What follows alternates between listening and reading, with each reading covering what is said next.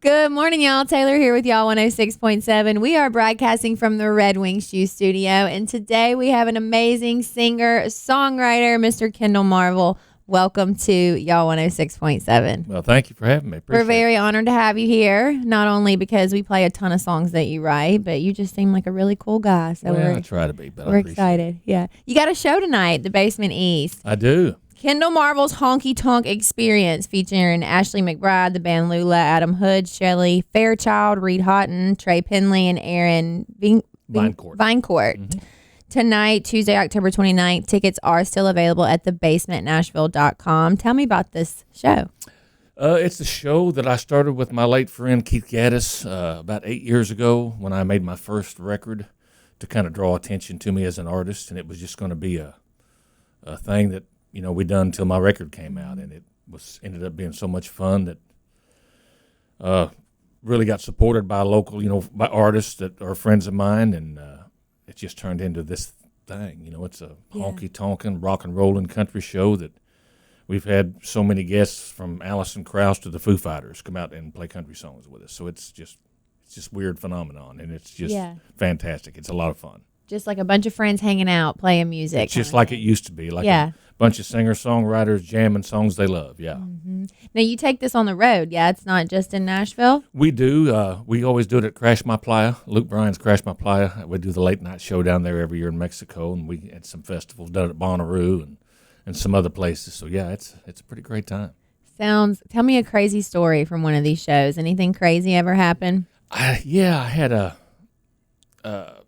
very drunk individual one time aggravating some girls in front of the stage, and he would not leave it alone. And finally, when he looked up at me and said, "We don't want to hear another Merle Haggard song," it was all I could take. So I had to politely unstrap my guitar and jump off the stage and drag him out. Get him, Kendell. Get him. We love it. There's a fine line, and Merle Haggard, it's crossing it. Yeah. And this is Kendell Marvel's Honky Tonk Experience. So, that's how we handle business. Y'all go check him out tonight at the Basement East, Nashville. Still time to get tickets. So you love playing live then. I mean, you're an entertainer. I didn't start doing this really doing this touring-wise until I was about 47 years old. So, I was a late bloomer. I stayed home and wrote songs and raised my kids, but I'm having fun doing it for sure. I feel like especially in Nashville, that's such a question. At least today, people immediately get asked, are you a writer or an artist? And sometimes you're just a creative, Sometimes you're just both. You've probably always been an artist. You have an incredible voice. Well, thank you. And everybody kind of moves to town to be an artist and finds their niche. And songwriting was just my niche for most of my career, and that it allowed me to, like I said, stay home and raise my kids and have a normal life. And now they're all grown up and doing their thing, and I'm doing mine. Dad is rocking and rolling. That's right. What point did you say, I'm moving to Nashville? Because you said very young. You're from Illinois. When were you like, I'm going to pursue this? I moved when I was 28 years old. I'd played regionally, had a pretty good band and done that stuff and kind of got burnt out, and I was working a job, and I knew it was do or die time. I thought, if I'm going to be an artist, it's funny to think that 28, now looking at, from 54 looking back, thinking 28 was getting too old to move here and do it, but worked out pretty good. It did work out pretty good. And you have lifelong friendships from people that you've met here. So tell me about right when you got here. Was it hard to meet people? Did you immediately kind of find your tribe? Or I did pretty well find my tribe, songwriter-wise especially. I was coming down here because I grew up about 3 hours from here. So I would come down and hit the open mics at the Bluebird or the Broken Spoke or wherever. And that's where I met Casey Beathard, who became one of my frequent co-writers. I met Luke Bryan. I met Jamey Johnson, Chris Stapleton when he first moved to town. So, and all those guys end up being writing partners of mine and beer drinking buddies. Hey, beer drinking buddies. Is that a song already? Because it should be. No, beer drink. It will be. You should write it today. Yeah, beer drinking buddies. Speaking of your writing credits, Gary Allan's Right Where I Need to Be, which I was telling you is one of my absolute favorite Gary Allan songs. Chris Stapleton's Grammy-winning single, Either Way. And your songs have also been recorded by George Strait, Blake Shelton, Anne Womack, Brothers Osborne, Jaco, and Jamey Johnson. The list goes on and on and on. So when you hear that back, how do you feel? It's still hard to believe. And, you get jaded in this business when you've been here as long as I have, and you're trying to stay relevant. And, with all the young crew coming up and music changing so much, which is why I love 106.7, because they play the stuff that brought me to town. You know, the stuff that was happening when I was young and hungry. It was just staying relevant and things. It's tough these days. You know, it's hard. But anytime I hear my songs on the radio, I forget. Like I said, being jaded, sometimes I forget how exciting it is to hear people sing your songs back at concerts or hear them on the radio, and it's pretty rare air. So I should embrace it more. Absolutely. And I think you hit it. Shout out y'all 106.7 because we play the 80s, 90s, early 2000s. So a ton of Gary Allan, a lot of Anne Womack, Blake Shelton, George. I think we played 32 George Strait songs, is it? Wow. So we play a crap ton. Speaking of Either Way, Chris Stapleton, I love that song. That's it's a heartbreak, hard truth song. You know, we wrote that in 3 days. We wrote it with a buddy of ours, Tim James, and 3 days after we wrote it, Anne Womack was the first one recorded, and her version is stellar as well. Wow. And then it just laid around for a decade until everybody found out what we already knew about Chris Stapleton, how good he was. And that was the first single off of his second album. Pretty ballsy move coming out with a guitar vocal, you know, after coming off of a record like Traveler. But, man, he kills it. Kills it live, too. He's so great. Oh, he's the best. Well, Gary Allan, you said Right Where I Need to Be. That was your first cut. Yeah, and I wrote that the day that I moved here. Yeah, pretty rare, you know. It was cut. We wrote it that day, and it got cut really quick. We wanted Mark Chestnut to do it, and thankfully Mark Chestnut declined. But they said, hey, Mark don't like it, but Gary does. And he's like, great, man. And he done a stellar version, and obviously that was probably my biggest song, but it's still a great recurrent, and I'm proud of that one. Had Gary had a hit yet, or was that like his first radio? He had a few hits, but he told me that was the song that took him to the next level. You know, and he still closed the show with it, and you know, it's just that kind of song. You know, one of those probably most writers don't have, but one or two of those in a career. Who did you grow up listening to? Your musical influences? Oh, Waylon Willie, Hank Jr., you know, and then the great credibility scare of the 80s, you know, Randy Travis, Dwight Yoakam, Lyle Lovett, Steve Earle, all that cool, Rodney Crowell, all that cool kid stuff, you know, that was very well written. I was interested in songwriting at an early age, and who played on records. I would pull the vinyl out and see who the credits was, by.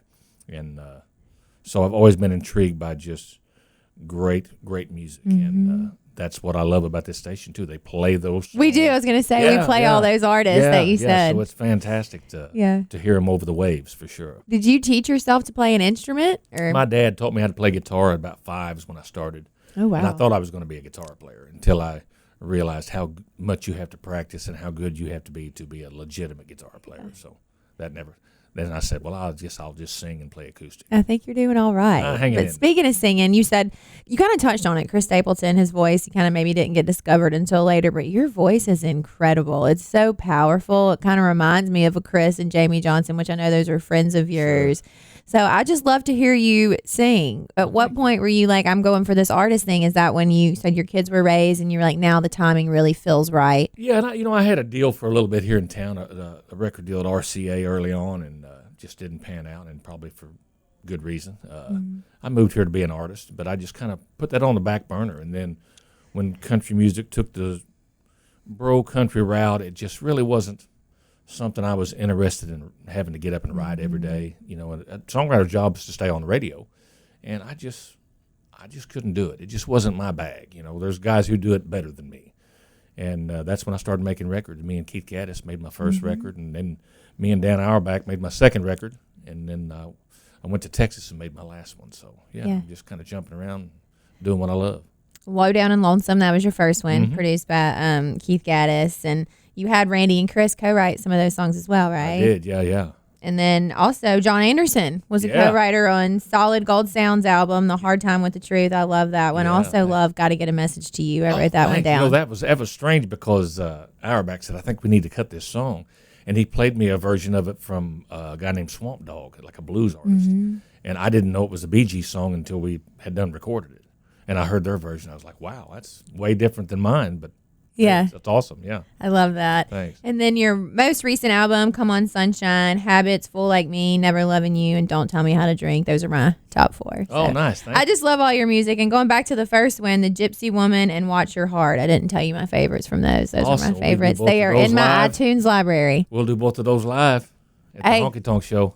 Basement East tonight. Y'all go check them out. So I love to ask people if they're coming to Nashville, if they could give advice to their younger self, maybe you at 28 or somebody new moving to Nashville, what advice would you give them? And I know that that's probably a common question you get asked. It is. I think patience, just be patient, find your tribe like we talked about. You kind of, after you're here for a while, I've written with some great writers who have way more success than me, but it's like we didn't necessarily always work well together. It wasn't that we both didn't do our own thing. It just didn't jive, and you just kind of got to find your people, and you got to be patient because that takes a while sometimes to find that group. Yeah, I think that's very important. And don't make anybody angry because it's a small big city. You know. Because you might get kicked out of the Honky Tonk bar by Kendell Marvel if you make somebody angry. Exactly right. So what are we doing the rest of this year? We going some holiday time with our family? I am. I got the Honky Tonk show tonight, and then I've got one more makeup show in North Carolina in November, and I am done until Crash My Playa in late January. So I'm just going to write and hang out at home. I got a new granddaughter. She just turned a year old, and so I'm going to spend some time with her and congrats. And the wife and the kids and just chill out. Is that your first grandbaby? It is, yeah. Oh, Frances, she is something else. You wrote a song about that. I did, yeah. It's called Francie's Song, yeah. Okay. I never do it live because it breaks my heart, so. That is so sweet. Yeah. Do any of your kids want to do music, or have they? Actually, my daughter is in management. She very works cool.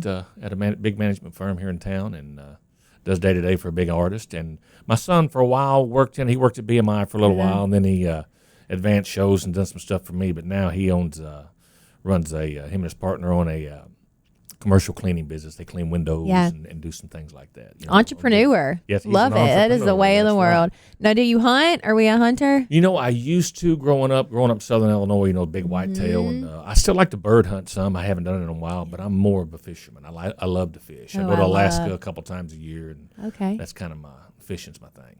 What do you catch over there? Some salmon? Yeah. Trout, but salmon's my favorite, Yeah, I was just talking to John yesterday. I was like, I want to go fishing. And he said it's probably too cold to bass fish now. And I said, no, I think that it's probably just right. There's a difference between fishing and catching. You can go fishing anytime. You may not catch it. Yeah, we don't have too much luck at Old Hickory out there with the bass. Yeah, a lot of fishermen on that. Yeah. For sure. Well, Kendell, it's been so great talking to you. Is the best way to keep up with you on your social media? You have Instagram at Kendell_Marvel. Mm-hmm. Got all that stuff, yeah.